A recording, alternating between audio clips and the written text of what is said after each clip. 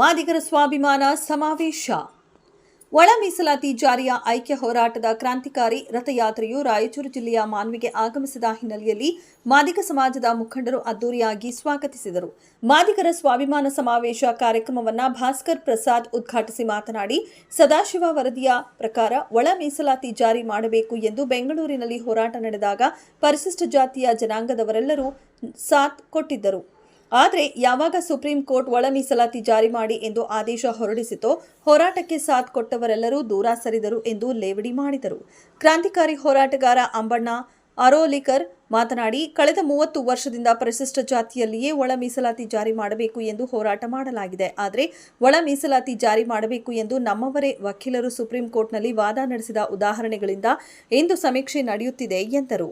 ಚಲನಚಿತ್ರ ನಟ ಚೇತನ್ ಮಾತನಾಡಿ, ಶೋಷಿತರ ಜನಾಂಗದಲ್ಲಿ ಒಳ ಮೀಸಲಾತಿ ಜಾರಿ ಮಾಡಬೇಕು ಎಂದು ಕ್ರಾಂತಿಕಾರಿ ರಥಯಾತ್ರೆಯು ಮಾನ್ವಿಗೆ ಆಗಮಿಸಿದ್ದು, ಹೀಗಾಗಿ ರಾಜ್ಯ ಸರ್ಕಾರ ಒಳ ಮೀಸಲಾತಿ ಜಾರಿ ಮಾಡಬೇಕು ಎಂದು ಒತ್ತಾಯಿಸಿದರು. ಇದು 101 ಜಾತಿಗಳ ಹೋರಾಟ ಅಂತ ಹೇಳಿ, ಇದು ಆದಿವಾಸಿಗಳ ಹೋರಾಟ ಅಂತ ಹೇಳಿ, ಇದು ವಲಯದ ಹೋರಾಟ ಅಂತ ಹೇಳಿ, ಹೌದಪ್ಪ ನಿಮ್ಮೆಲ್ರಿಗೂ ಅನುಕೂಲ ಆಗ್ಲಿ ಅಂತಾನೆ ಹೋರಾಟ. ಆದ್ರೆ ಈ ಹೋರಾಟದ ಸಂಸ್ಥಾಪಕ, ಈ ಹೋರಾಟದ ಪಿತಾಮಹ, ಈ ಹೋರಾಟದ ಸಾಕು ತಂದೆ, ಅಣ್ಣ ತಮ್ಮ, ಸ್ವಂತ ಅಪ್ಪ ಅಮ್ಮ, ಈ ಹೋರಾಟವನ್ನ ಹುಟ್ಟಿಸ್ತವರು ಬೆಳೆಸ್ತವರೆಲ್ಲರೂ ಕೂಡ ಮಾದಿಗರು ಮಾತ್ರ, ಬೇರೆ ಯಾರು ಅಲ್ವಲ್ಲ. ಆದ್ರೆ ಹಕ್ಕು ಮಾದಿಗರಿಗೋಸ್ಕರ ಮಾತ್ರ ಅಲ್ಲ, ಎಲ್ರಿಗೋಸ್ಕರ. ಆದ್ರೆ ಹೋರಾಟ ಕಟ್ತಾ ಇರೋದು ಯಾರು ಅಂತಂದ್ರೆ ಮಾತ್ರ ಮಾದಿಗರು. ಮಾದಿಗರ ಹೋರಾಟವನ್ನ ಮಾದಿಗರ ಹೋರಾಟ ಅಂತ ಹೇಳ್ಕೋಬೇಡ ಅಂತ ನಮ್ಗೆ ಹೇಳ್ಕೊಟ್ಟು ಮತ್ತೇನು ಅಂತಂದ್ರೆ ಐಕ್ಯತೆ, ನಾವೆಲ್ಲ ಒಂದು. ವಿರೂಪಾಕ್ಷಣ್ಣವರು ಇಲ್ಲೊಂದು ಪ್ರಶ್ನೆ ಎತ್ತಿದ್ರು, ನಾವು ಇಲ್ಲಿ ಮಾದಿಗ ಅಂತ ನೇರವಾಗಿ ಹೇಳ್ಕತ್ತೀರಿ, ನಮ್ಗೆ ಯಾವ ಹಿಂಜರಿಕೆ ಇಲ್ಲ. ಆದ್ರೆ ಬೆಂಗಳೂರು ಭಾಗ, ಮೈಸೂರು ಭಾಗ, ತುಮಕೂರಿಂದ ಆ ಕಡೆಗೆ ಮಾದಿಗ ಅಂತ ಹೇಳ್ತಾರೆ.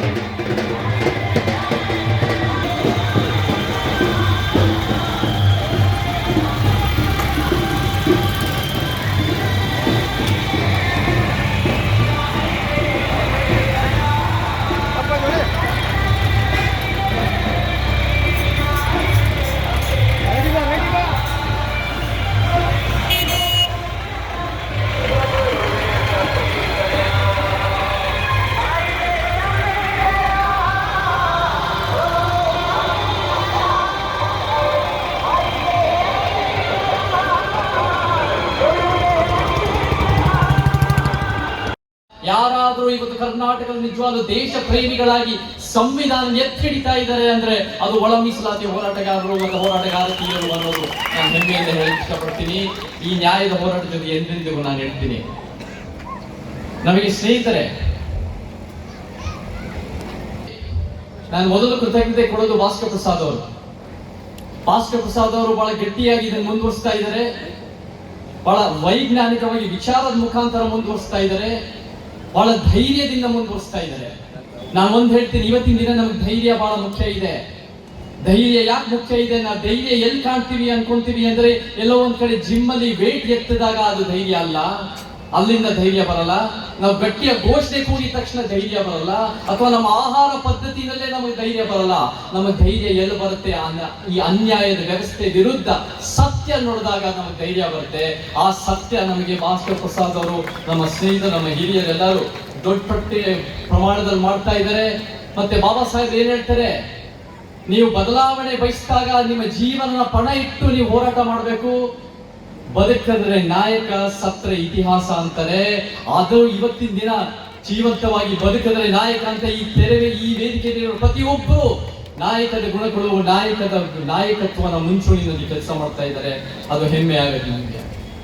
ಮತ್ತೆ ಈ ಹೋರಾಟದ ಮುಖಾಂತರ ಗಟ್ಟಿಯಾಗಿ 2 ತಿಂಗಳಿಂದ ಜೈ ಮಾದಿಗ ಅನ್ನೋ ಒಂದು ಘೋಷಣೆ ಬರ್ತಾ ಇದೆ. ಇದು ಬಹಳ ಹೆಮ್ಮೆಯ ವಿಚಾರ ನಮಗೆ. ಯಾಕೆ ಹೇಳ್ತೀನಿ ಅಂದ್ರೆ, ಇವತ್ತು ಯಾವಾಗ ನಮಗೆ 3A ನಲ್ಲಿ 3B ನಲ್ಲಿ ಪ್ರಬಲರು, ಯಾವಾಗ ಒಂದು ರೀತಿ ಭೂಮಿ ಸಿಕ್ಕಿರೋರು, ಜನ್ಮ ಆಧಾರಿತ ಎಲ್ಲಾ ತರ ಸವಲತ್ತು, ಶಿಕ್ಷಣ, ಆರ್ಥಿಕತೆ, ರಾಜಕೀಯ ಸಿಕ್ಕಾಗ ಅವರ ಸಮುದಾಯನ ಗುರುತಿಸಿದಾಗ ಅದು ಜಾತಿ ವ್ಯವಸ್ಥೆನ ಗಟ್ಟಿ ಮಾಡುತ್ತೆ. ಅವರು ಇನ್ನು ಕೊಚ್ಕೊಂಡಾಗ ಈ ಜಾತಿ ವ್ಯವಸ್ಥೆನ ಪ್ರಬಲ ಮಾಡುತ್ತೆ. ಈ ಜಾತಿ ವಿನಾಶ ಅಲ್ಲ. ಆದ್ರೆ ಯಾವಾಗ ಸಾವಿರಾರು ವರ್ಷದಿಂದ ಅನ್ಯಾಯದ ಒಳಗಾಗಿ ಅವರ ಅಸ್ಮಿತೆಯನ್ನ ಮುಚ್ಚಾಕ್ಬೇಕಾಗಿರೋ ಪರಿಸ್ಥಿತಿ, ಅವ್ರನ್ನೇ ಕೀಳರಿಮೆ ಅನ್ನೋ ಒಂದು ರೀತಿ ಅವ್ರ ಮೇಲೆ ಹೇರಿ ಅವಮಾನಿಸಲ್ಪಟ್ಟಾಗ ಬಹಳ ಹೆಮ್ಮೆಯಿಂದ ಸಮುದಾಯ ಹೇಳ್ಕೊಂಡಾಗ ಅದು ಜಾತಿ ವಿನಾಶಕ್ಕೆ ಒಂದು ಕಾರಣ ಆಗುತ್ತೆ. ಅದು ಬಹಳ ಒಳ್ಳೆ ಬೆಳವಣಿಗೆ. ಜೈ ಮಾದಿಗ ಅಂತ ನಾವು ಗುರುತಿಸ್ಕೊಂಡು ಅದರ ತಕ್ಕಂತೆ ಆ ಗುರುತಲ್ಲಿ ನಮ್ಗೆ ಹೆಂಗೆ ಸಾಮಾಜಿಕ, ಆರ್ಥಿಕ, ಶೈಕ್ಷಣಿಕ ನ್ಯಾಯ ತರಬಹುದು, ಅದು ಬಹಳ ಮುಖ್ಯ ಆಗುತ್ತೆ ಸ್ನೇಹಿತರೆ. ಈ ಒಂದು ಗುರುತು, ಈ ಒಂದು ಘೋಷಣೆ ಬಹಳ ಅಗತ್ಯ ಇದೆ. ಮತ್ತೆ ನಮಗೆ 30 ವರ್ಷಗಳಿಂದ ನಮಗೆ ಗೊತ್ತಿದೆ, ಹೆಮ್ಮೆಯಿಂದ ಮಾದಿಗ ಸಮುದಾಯ ಈ ಗಟ್ಟಿಯಾದ ಹೋರಾಟ ಮಾಡ್ಕೊಂಡು ಬಂದಿದ್ದಾರೆ. ಆದ್ರೆ ಈ ಹೋರಾಟ ಬರೀ SC ನಲ್ಲಿ ಒಳ ಮೀಸಲಾತಿ ಮಾತ್ರ ಅಲ್ಲ, ನಮಗೆ ST ನಲ್ಲೂ ಒಳ ಮೀಸಲಾತಿ ಬೇಕು. ಪ್ರವರ್ಗ 1, 2 ನಲ್ಲಿ, ಪ್ರವರ್ಗ 2A ನಲ್ಲೂ ಒಳ ಮೀಸಲಾತಿ ಬೇಕು. ನಮಗೆ ಒಳ ಮೀಸಲಾತಿ ಅನ್ನೋದು ಸಾಮಾಜಿಕ ನ್ಯಾಯ ಅಂದಾಗ ಇದು ಒಂದು ಅಸ್ಮಿತೆಗೆ ಸೀಮಿತ ಮಾಡೋ ಹೋರಾಟ ಆಗಬಾರ್ದು. ಇದು ನ್ಯಾಯದ ಸಿದ್ಧಾಂತಕ್ಕೋಸ್ಕರ ಹೋರಾಟ ಇದು ಅಂತ ಹೆಮ್ಮೆಯಿಂದ ಹೇಳ್ತೀನಿ. ಸುಪ್ರೀಂ ಕೋರ್ಟ್ನ ಆದೇಶಕ್ಕೆ ಮುಂಚೆ ನಾವೆಲ್ಲರೂ ಒಳ ಮೀಸಲಾತಿ ಪರವಾಗಿದ್ದೀವಿ ಅಂತ ತೋಳ್ ತಿರುಮಾವಳ್ಳಿ ತಮಿಳುನಾಡು ಹೇಳಿದ್ರು. ಸುಪ್ರೀಂ ಕೋರ್ಟ್ನ ಆದೇಶಕ್ಕೆ ಮುಂಚೆ ಯಾಕೆ ಫಸ್ಟ್ ಅವ್ರನ್ನೆಲ್ಲ ತೋರಿಸ್ತಾ ಇದ್ದೀನಿ ಅಂದ್ರೆ, ನಮ್ಮ ಮಧ್ಯದಲ್ಲಿರುವ ಕಳ್ಳರನ್ನ ತೋರಿಸ್ಬೇಕಾಗಿದೆ. ನಾನು ಒಳ ಮೀಸಲಾತಿ ಪರವಾಗಿದ್ದೀನಿ ಅಂತ ದೇವನೂರು ಮಹಾದೇವನವರು ಸೇರಿದಂತೆ ಹಾಗೆ ಅಮ್ಮಣ್ಣ ಹೇಳಿದ್ರಲ್ಲ, ಇದ್ದೀನಿ ಅಂತ ನಾಟಕ ಮಾಡಿದ್ರು. ಅದು ಎಲ್ಲಾ ಪ್ರಗತಿಪರರು ನಮ್ಮ ಜೊತೆಗೆ ಇರಲಿಲ್ಲ, ಕೆಲವರು ಇದ್ರು. ತುಂಬಾ ಜನ ಬಾಯಿ ಮಾತಿಗಿದ್ರು. ನಾವೆಲ್ಲರೂ ಒಳ ಮೀಸಲಾತಿ ಪರವಾಗಿದ್ದೀವಿ ಅಂತ ಸುಪ್ರೀಂ ಕೋರ್ಟಿನ ಆದೇಶಕ್ಕೆ ಮುಂಚೆ. ಸುಪ್ರೀಂ ಕೋರ್ಟ್ ಆದೇಶ ಬಂತು, ಎಲ್ಲರ ಬಣ್ಣ ಬಯಲಾಯಿತು. ಮೀರಾ ಕುಮಾರ್ ಅವರು ನಾನು ಒಳ ಮೀಸಲಾತಿ ಒಪ್ಪಲ್ಲ ಅಂದ್ರು. BSPಯ ಅಧಿನಾಯಕಿ ಮಾಯಾವತಿ ಅವರು ನಾನು ಒಳ ಮೀಸಲಾತಿ ಒಪ್ಪಲ್ಲ ಅಂದ್ರು. ಮತ್ತೆ ಇದಕ್ಕೆ ಮುಂಚೆ ಮಾತಾಡ್ತಿದ್ದಂತ ನಾಲ್ಗೆ ಯಾವ್ದು ಅಂತ ಕೇಳಿದ್ರು ಉತ್ತರ ಇಲ್ಲ. ಚಂದ್ರಶೇಖರ್ ರಾವಣ್ ಉಲ್ಟಾ ಹೊಡೆದ್ರು, ತೋಳ್ ತಿರುಮಾವಳ್ಳಿ ಉಲ್ಟಾ ಹೊಡೆದ್ರು, ಸಮಾಜವಾದಿ ಪಾರ್ಟಿ ಉಲ್ಟಾ ಹೊಡೆದ್ರು. ಇಲ್ಲಿ ಕರ್ನಾಟಕದಲ್ಲಿ ಇದ್ರಲ್ಲ ಗಂಡು ಬೇರೆ ಕಥೆ ಹೇಳ್ತಿದ್ದವರು ಅವರು ಮತ್ತು ಅವರೆಲ್ಲ ಮೊಟ್ಟೆಗಳಿಂದ ಹೊರಗಡೆ ಬರಂತ ಮರಿ ಮರಿ ಮರಿ ಮರಿ ಪುಡಿ ಪುಡಿ ಪುಡಿ ಪುಡಿ ಪುಡಿ ಗಂಡು ಬೇರೆಯವರು ಕೂಡ ಉಲ್ಟಾ ಹೊಡೆದ್ರು. ಮತ್ತೊಂದು ಸಮೀಕ್ಷೆ ಆಗಲಿ. ಯಾಕೆ ಈಗಾಗಲೇ ಆಗಿರುವಂತಹ ಸಮೀಕ್ಷೆಗಳೇನು? ಯಾರು ಮತ್ತೊಂದು ಸಮೀಕ್ಷೆ ಆಗಲಿ ಅಂತ ಮಾತಾಡಿದ್ರಲ್ಲ, ಅವರೆಲ್ಲರೂ 2023ಕ್ಕೆ ಮುಂಚೆ, ಅಂದ್ರೆ ಕಾಂಗ್ರೆಸ್ ಗವರ್ಮೆಂಟ್ ಅಧಿಕಾರಕ್ಕೆ ಬರುವ ಮುಂಚೆ ಮತ್ತು ಸುಪ್ರೀಂ ಕೋರ್ಟ್ ಆದೇಶ ಬರುವಕ್ಕೆ ಮುಂಚೆ ಸದಾಶಿವ ಆಯೋಗದ ವರದಿಯನ್ನ ಜಾರಿಗೊಳಿಸಿ ಅಂತ ನಮ್ಮ ಜೊತೆಲೆ ಫ್ರೀಡಂ ಪಾರ್ಕ್ ಅಲ್ಲಿ ಪ್ರತಿಭಟನೆ ಕೂತಿದ್ರು. ಯಾರು? ಸುಪ್ರೀಂ ಕೋರ್ಟ್ ಆದೇಶ ಬಂದ ಮೇಲೆ ಹೊಸ ಸಮೀಕ್ಷೆ ಆಗ್ಬೇಕು ಅಂತ ಮಾತಾಡ್ತಾರಲ್ಲ, ಅವರೆಲ್ಲರೂ ಸದಾಶಿವ ಆಯೋಗದ ವರದಿಯನ್ನ ಜಾರಿಗೊಳಿಸಿ ಅಂತ ನಮ್ಮ ಜೊತೆನಲ್ಲೇ ಫ್ರೀಡಂ ಪಾರ್ಕ್ ಕೂತ್ಕೊಂಡು ಹೋರಾಟ ಮಾಡ್ತಾ ಇದ್ರು. 2023ರ ಈ ಸಾರಿಯ ವಿಧಾನಸಭೆ ಚುನಾವಣೆಗೆ ಮುಂಚೆ ಬಸವನಗುಡಿಯ ಬಹಳ ದೊಡ್ಡ ಮೈದಾನ, ನ್ಯಾಷನಲ್ ಕಾಲೇಜ್ ಗ್ರೌಂಡ್, ಅಲ್ಲಿ ಸುಮಾರು 10,000ಕ್ಕೂ ಜನ ಸೇರಿಸಿ ದಲಿತರ ಐಕ್ಯತಾ ಸಮಾವೇಶ ಅಂತ ಮಾಡಿದ್ರು. ಅಲ್ಲೂ ಕೂಡ ವೇದಿಕೆ ಮೇಲೆ ವಲಯ ಸಮುದಾಯದ ನನ್ನ ಹಿರಿಯ ನಾಯಕರು, ಮಾದಿಗ ಸಮುದಾಯದ ಹಿರಿಯ ನಾಯಕರು ಸದಾಶಿವ ಆಯೋಗದ ವರದಿಗೆ ಆಗ್ರಹಿಸುವಂತಹ ನಿರ್ಣಯವನ್ನ ವೇದಿಕೆ ಮೇಲೆ ಕೈಗೊಂಡ್ರು. ಸುಪ್ರೀಂ ಕೋರ್ಟ್ ಆದೇಶಕ್ಕೆ ಮುಂಚೆ ಅವರಿಗೆಲ್ಲ ಗೊತ್ತಿತ್ತು ಇದು ಏನು ಆರ್ಟಿಕಲ್ 341 ತಿದ್ದುಪಡಿ ಇದೆಯಲ್ಲ, ಅದು ಆಗಲ್ಲ. ಯಾಕಂದ್ರೆ 30 ವರ್ಷದಿಂದ ಆಗ್ತಾ ಇಲ್ಲ. ಮತ್ತೆ ಉತ್ತರ ಭಾರತದ ಯಾವ ಚಮ್ಮಾರು ಆಗ್ಲಿ, ಯಾವುದೇ ಪಕ್ಷಗಳಾಗ್ಲಿ ಸಂವಿಧಾನದ ತಿದ್ದುಪಡಿಯನ್ನ ತಂದು ಒಳ ಮೀಸಲಾತಿಯನ್ನು ಜಾರಿಗೊಳಿಸೋದಕ್ಕೆ ಒಪ್ಪಲ್ಲ. ಸುಪ್ರೀಂ ಕೋರ್ಟ್ ಅಲ್ಲಿ ಇದು ಆಗತ್ತೆ ಅನ್ನುವಂತಹ ಕಲ್ಪನೆ ಕೂಡ ಇವ್ರಿಗಿರ್ಲಿಲ್ಲ. ಹಾಗಾಗಿ ನಾನು ನಿಮ್ ಜೊತೆಲಿ ಇದ್ದೀನಿ ಅಂತ ಹೇಳ್ಕೊಂಡ್ರೆ ಏನಾಯ್ತು? ಬಾಯಿ ಮಾತಿಗೆ ದುಡ್ಡು ಕೊಡ್ಬೇಕಾ, ಕಾಸು ಕೊಡ್ಬೇಕಾ?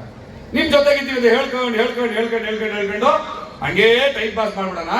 ಇವ್ರು ನಮ್ಮನ್ನು ನಂಬ್ಕೊಂಡು ದ್ರಾವಣ. ಯಾಕಂದ್ರೆ ಅವರಿಗೆ ಮಾದಿಗಂತ ಹೇಳ್ಕೊಳ್ಳಿಕ್ಕೆ ನಾಚಿಕೆ ಆಗ್ತಕ್ಕಂಥ ಸಂದರ್ಭ ಆಗ್ತಾ ಇದೆನೋ. ಹೀಗಾಗಿ ನಾವು ಜನಸಂಖ್ಯೆಯಲ್ಲಿ ಕಡಿಮೆ ಆಗ್ತಾ ಇದೀವಿ. ಇವತ್ತು ನಾವು ಅದನ್ನೇ ಹೇಳ್ತಾ ಇದ್ವಿ. 30 ವರ್ಷಗಳ ಹೋರಾಟದ ಪ್ರತಿಫಲವಾಗಿ ಸುಪ್ರೀಂ ಕೋರ್ಟಿನ ಆದೇಶದ ನಂತರ ಕರ್ನಾಟಕ ಸರ್ಕಾರ ವಿಳಂಬ ಮಾಡತಕ್ಕಂತ ಸಂದರ್ಭದಲ್ಲಿ ಇಡೀ ದೇಶಕ್ಕೆ ಧ್ವನಿಯನ್ನು ಕೊಟ್ಟಿರ್ತಕ್ಕಂಥ ಮಂದಕೃಷ್ಣ ಮಾದಿಗ ಅವರು ತನ್ನ ಹೋರಾಟದ ಮೂಲಕ ಹೈದರಾಬಾದ್ನಲ್ಲಿ ಲಕ್ಷ ಡಪ್ಪಲು ವೇಯಿ ಗೊಂತಲು ಕಾರ್ಯಕ್ರಮವನ್ನು ಘೋಷಣೆ ಮಾಡಿದ. ಲಕ್ಷ ತಮಿಟೆಗಳು 1000 ಧ್ವನಿಗಳಂತಕ್ಕಂಥ ಹೋರಾಟವನ್ನ ಪ್ರಾರಂಭ ಮಾಡಿದ. ಆ ಹೋರಾಟದ ಕಿಚ್ಚು, ಆ ಹೋರಾಟದ ಕಹಳೆ ಪ್ರತಿಯೊಂದು ಹಳ್ಳಿಗಾಡಿನಲ್ಲಿ ಹೆಣ್ಣು ಗಂಡು ಮಾದಿಗರು ತಮಿಟೆಗಳನ್ನು ಹಿಡಿಕೊಂಡು ಬೀದಿ ಬಂದಿರ್ತಕ್ಕಂಥದ್ದು. ಕಾರಣ ಆಂಧ್ರ ತೆಲಂಗಾಣ ಸರ್ಕಾರ ಇಡೀ ಸಮಾಜದ ಬಗ್ಗೆ ಮಾದಿಗರ ಬಗ್ಗೆ ಹಂಚಿಕೊಂಡು ತೆಲಂಗಾಣದಲ್ಲಿ ರೇವಂತ್ ರೆಡ್ಡಿ ಇವತ್ತು ಒಳ ಮೀಸಲಾತಿಯನ್ನ ಜಾರಿಗೆ ಮಾಡಿರ್ತಕ್ಕಂಥದ್ದು ಅದು ಮಂದಕೃಷ್ಣ ಮಾದಿಗ ಅವರ ಹೋರಾಟ. ಅದೇ ರೀತಿಯಲ್ಲಿ ಆಂಧ್ರ ಪ್ರದೇಶದಲ್ಲಿ ಮೊಟ್ಟ ಮೊದಲನೆಯದಾಗಿ ಕಾರ್ಯಕ್ರಮವನ್ನ ಚಂದ್ರಬಾಬು ನಾಯ್ಡು ಅವರ ತಾಯಿ ಉದ್ಘಾಟನೆ ಮಾಡಿರ್ತಕ್ಕಂಥ ಕಾರ್ಯಕ್ರಮ. ಚಂದ್ರಬಾಬು ನಾಯ್ಡು ಅವರು ಮೊದಲನೇದಾಗಿ ಒಳ ಮೀಸಲಾತಿಯನ್ನ ಜಾರಿಗೆ ಮಾಡಿದ್ರು. ಜಾರಿಗೆ ಮಾಡಿದ ನಂತರ ಸುಪ್ರೀಂ ಕೋರ್ಟ್ ನಲ್ಲಿ ಕೇಸ್ ಹಾಕಿ ಚೆನ್ನೈ ಅಂತೇಳಿ ಒಲೆಯ ಜಾತಿಯ ನಮ್ಮ ಸೋದರ ಸುಪ್ರೀಂ ಕೋರ್ಟ್ ನಲ್ಲಿ ದಾವೆ ಹಾಕಿ ಅದನ್ನು ಹೊಡೆದಾಕಿರ್ತಕ್ಕಂಥದ್ದು. ಇವತ್ತು ಚಂದ್ರಬಾಬು ನಾಯ್ಡು ಕೂಡ ಒಳ ಮೀಸಲಾತಿಯನ್ನ ಜಾರಿಗೆ ತಂದಿರ್ತಕ್ಕಂಥದ್ದು. ಆದ್ರೆ ಕರ್ನಾಟಕದ ಕಾಂಗ್ರೆಸ್ ಇವತ್ತು ಕರ್ನಾಟಕದ ಕಾಂಗ್ರೆಸ್ ನಮ್ಮ ಜನಾಂಗದ ಜೊತೆ ಚೆಲ್ಲಾಟ ಆಡ್ತಾ ಇದೆ, ನಮ್ಮ ಜನಾಂಗಕ್ಕೆ ಮೋಸ ಮಾಡ್ತಾ ಇದೆ. ನಿನ್ನೆ ಒಬ್ಬರು ರಾಯಚೂರಿನಲ್ಲಿ ಕಾಂಗ್ರೆಸ್ನ ವಿಧಾನ ಪರಿಷತ್ ಸದಸ್ಯರು ಹೇಳ್ತಾರೆ ಪತ್ರಿಕಾಗೋಷ್ಠಿಯಲ್ಲಿ, ದೇವರಾಜು ಅರಸು ಇದ್ದಾಗ ಮುಖ್ಯಮಂತ್ರಿ ಇದ್ದಾಗ ಸ್ಪೃಶ್ಯರನ್ನ ನಮ್ಮಲ್ಲಿ ಸೇರಿಸಿ ನಮ್ಗೆ ಅನ್ಯಾಯ ಮಾಡಿತು ಅಂತಕ್ಕಂಥ. ಆ ವಿಧಾನ ಪರಿಷತ್ ಸದಸ್ಯನಿಗೆ ಪಾಪ ಬುದ್ಧಿಗಳು ಗೊತ್ತಿಲ್ಲ. ದೇವರಾಜ ಅರಸು ಮಾಡಿರ್ತಕ್ಕಂಥ ಕಿತಾಪತಿ ಸ್ಪೃಶ್ಯ ಜಾತಿಗಳನ್ನು ಸೇರಿಸಿರ್ತಕ್ಕಂಥದ್ದು ಕಾಂಗ್ರೆಸ್ ಪಕ್ಷ, ದೇವರಾಜ ಅರಸು ಅಲ್ಲ. ಅದು ಮುಖ್ಯಮಂತ್ರಿ ಮಾತ್ರ ದೇವರಾಜ ಅರಸು. ಇವತ್ತು ಆ ಕಾರಣಕ್ಕಾಗಿ ಒಲೆಯ ಗೋವಿ ಬರುವನ್ನ ತೆಗಿಬೇಕಂತಕ್ಕಂಥ ಹೋರಾಟಗಳನ್ನು ನಾವು ಮಾಡ್ತಾ ಇದ್ದೀವಿ. ಇದು 35 ವರ್ಷಗಳ ಹೋರಾಟ. ಮಾಡ್ತಾರೆ ಅಂತ ನಮ್ಮನ್ನು ಒಂದಷ್ಟು ತಡೆದು ಪಕ್ಕಕ್ಕಿಟ್ಟಾಗ ಒಂದು ಸಾರಿ ಸಿಟ್ಟು ನದಿಯಾಗಿ ಉಕ್ಕಿ ಹರಿದು ಮಾದಿಗ ಅನ್ನೋ ಶಬ್ದ ಮುದುಕ್ತಂತ. ಒಬ್ಬ ತಾಯಿ ಸಣ್ಣ ಕತೆ ನಾನು ಹೇಳ್ತೀನಿ. ಒಂದು ಊರಲ್ಲಿ ಎಲ್ಲಾ ಜಾತಿ ಜನಾಂಗದವರು ಇರ್ತಾರೆ. ಆ ಊರಲ್ಲಿರ್ತಕ್ಕಂಥ ಕುರುಬರಿಗೆ, ವಾಲ್ಮೀಕಿಗಳಿಗೆ, ಲಿಂಗಾಯತರಿಗೆ, ಜಂಗಮರಿಗೆ, ಕುರುಬರಿಗೆ, ಎಲ್ಲಾ ಜಾತಿ ಜನಾಂಗಗಳ ಮಹಿಳೆಯರು, ನನ್ನ ತಂಗಿಯರು, ನನ್ನ ಅಕ್ಕಂದಿರು ಮೈನಿರ್ತಾಗ ನನ್ನ ತಾಯಿನೇ ಅಲ್ಲಿ ಹೋಗಿ ಆಡಾಡೋದು. ನನ್ನ ತಾಯಿ ಎಲ್ಲ ಮನೆಗಳು ಹೋಗಿ ಆಡೋದು. ಆದ್ರೆ ತನ್ನ ಮಗಳ ಮೈನರ್ತಾಗ ರಾತ್ರಿ 12 ಗಂಟೆ ಆಗ್ತದೆ, ಯಾವೊಬ್ಬ ಜಾತಿಯವರು ಅವ್ರ ಮಗಳ ಎಬ್ಬಿಸಕ್ಕೆ ಬರಂಗಿಲ್ಲ. ಅವ್ರು ಯೋಚನೆ ಮಾಡ್ತಾ ಇದ್ದ 12 ಗಂಟೆ ಆಯ್ತು, ಸುತ್ತಮುತ್ತಲವ್ರಿಗೆಲ್ಲ ಪದಾಡಿದೆ ನಾನು, ನನ್ನ ಮಗಳಿಗೆ ಪದಾಡೋರಿಲ್ಲಲ್ಲ ಅಂತ ಅಮ್ಮ ಚಿಂತೆ ಮಾಡಿ ಮಾಡಿ ಮಾಡಿ ಲಾಟಿಗೆ ಅರ್ಥ ಆಗ್ತದ.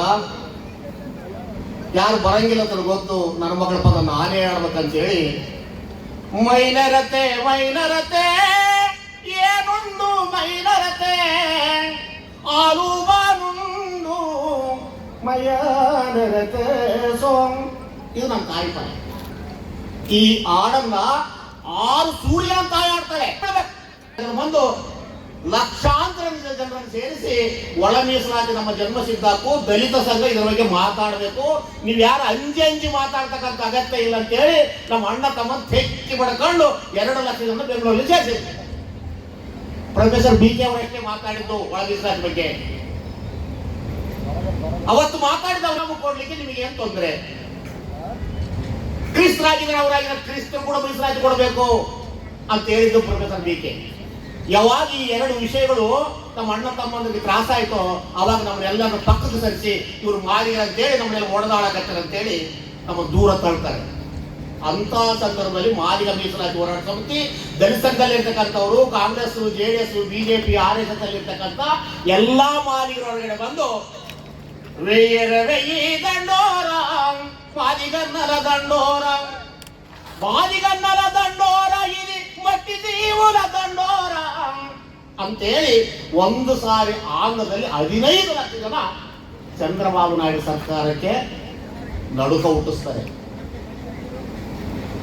ಅವಾಗ ಚಂದ್ರಬಾಬು ನಾಯ್ಡಿಗೆ ಅರ್ಥ ಆಗ್ತಾನೆ, ಓಹೋ ಮಾದಿಗರ ಸಂಖ್ಯೆ ಇಷ್ಟಿದೆ, ಇವರು ಮನ್ಸು ಮಾಡಿದ್ರೆ ಯಾರು ನಾನು ಗೆಲ್ಲಿಸ್ತಾರೆ, ಯಾರು ನಾನು ಸೋಲಿಸ್ತಾರೆ ಅನ್ನೋ ವಾಸ್ತವ ಅರ್ಥ ನಂತರ ಚಂದ್ರಬಾಬು ನಾಯ್ಡು ಒಳ ಮೀಸಲಾತಿ ಜಾರಿ ಮಾಡಿ ಒಳ ಮೀಸಲಾತಿ ಜಾರಿ ಮಾಡಿದ ಕೂಡಲೇ 96ರಲ್ಲಿ 97, 98, 2004 ಅಲ್ಲಿರ್ತಕ್ಕಂಥ ನಮ್ಮ ಚೆಲುವಾಗಿ ಬಂಧುಗಳು E.V. ಚೆನ್ನಯ್ಯ ಅನ್ನೋ ಒಬ್ಬ ವಕೀಲ ಸುಪ್ರೀಂ ಕೋರ್ಟ್ಗೆ ಹೋಗ್ತಾರೆ.